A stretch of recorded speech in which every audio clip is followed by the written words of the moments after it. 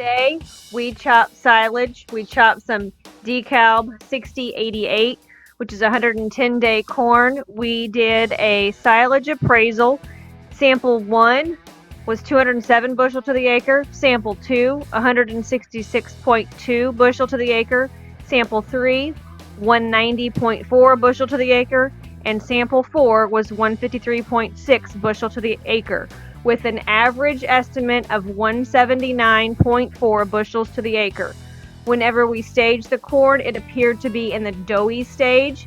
We also did a moisture check of the corn when we got done, and it checked 29.3. This corn looks really good this year. It's fairly dry for guys who put it in a pit, but for our harvestor, it is in good shape. If you all have any questions, drop us a note at the bottom. Thank you.